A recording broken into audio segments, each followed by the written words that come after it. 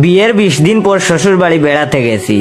সবাই মিলে রাতের খাবার খেতে বসবো, এমন সময় হঠাৎ করেই কারেন্ট চলে যায়। আমার শাশুড়ি তখন বললেন, বাবা কারেন্ট আসুক, পরে সবাই মিলে একসাথে খাবার খাবো, গরমে কেউই খেতে পারবো না। আমিও বললাম ঠিক আছে আম্মা। তো আমার বউ ওর পরিবারের সবার সাথে বসে বসে গল্প করছে। নতুন বিয়ে করছি, আমারও এই অন্ধকারে আমার বউয়ের সাথে গল্প করার খুব ইচ্ছে হলো। তাই মাথায় জুড়ে একটা ঠুকা মেরে রুমে চলে আসলাম। আর ভাবছি বউ রুমে আসলেই পিছন থেকে জাপটে ধরবো। রুমে এসেই আমার মাথা ঘুরে গেল, দেখি আমার বউ রুমে শুয়ে ফোন টিপছে। তাহলে আমি কার মাথায় ঠুকা দিলাম? ভাবতে ভাবতে অপাশের রুম থেকে শুনছি শাশুড়ি চিৎকার দিয়ে বলছে, কে আমার মাথায় চাটি মারলি রে? এই বলেই চিৎকার করা শুরু করলো। বাসার ভিতর হইচই পড়ে গেল। আমি আর বয়ে রুম থেকে বের হইনি। দেখি ঝগড়া শুরু হয়েছে শ্বশুর শাশুড়ি শালা শালির। পরদিন আবার যার ফুক দিতে হয়েছিল শাশুড়িকে। বল্টু এক বিধবাকে বিয়ে করলেন।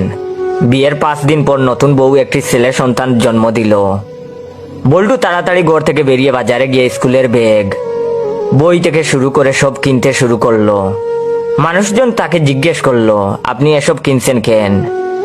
তখন জবাবে বল্টু বলল, আমার বাচ্চা যদি 9 মাসের সফর 5 দিনে শেষ করতে পারে, তাহলে তো সে স্কুলে যাওয়ার জন্য যে কোনো সময় প্রস্তুত হতে পারে। মামাতো বোনকে বিয়ে করেছি, তো সে আমাকে স্বামী বলে মানলেও কোথায় কোথায় বাইয়া ডাকে। সেদিন বললাম আম্মুর থেকে আমার কথা বলে 1000 টাকা আনো। সে আম্মুকে গিয়ে বলেছে, বাইয়া বলেছে 1000 টাকা দিতে। আমাকে বাইয়া ডাকতে শুনে আম্মু রীতিমতো অবাক। আমি তাকে 1000 বার বলছি আমাকে বাইয়া ডেকো না, লোকে মন্দ বলবে। প্রতিবার উত্তরে সে বলে, আপনি তো আমার ভাইয়া, ছোটবেলা থেকে বাইয়া ডেকেছি, এখন এটা ছাড়তে পারবো না। আমি রাগ কন্ট্রোল করে চুপ করে থাকি। অন্যদিকে বউ আমাকে ভাইয়াই ডাকে, এটা পুরো মহল্লা জেনে গেছে। বন্ধু মহলও এর থেকে বিকল্প নয়।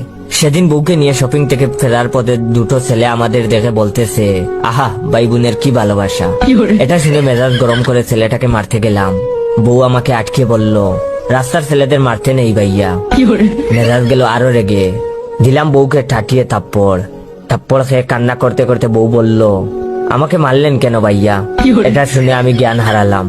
পরের দিন আমার জ্ঞান ফেরার পর বউ আমাকে বলে, এখন শরীর কেমন লাগছে ভাইয়া? সেলুনে চুল কাটতে গেছেন এক নেতা।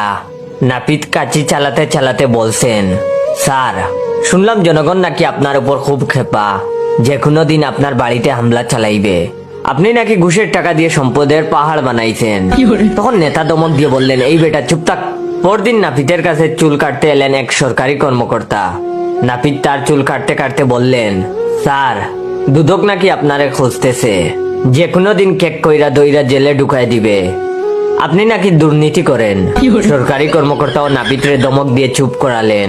কয়েকদিন বাদেই নাপিতের দোকান ঘেরাও করলো পুলিশ, আর নাপিতকে আটক করে বলল, এই বেটা তুই নাকি তোর কাস্টমারদের আজে বাজে কথা বলিস, তোর উদ্দেশ্য কি?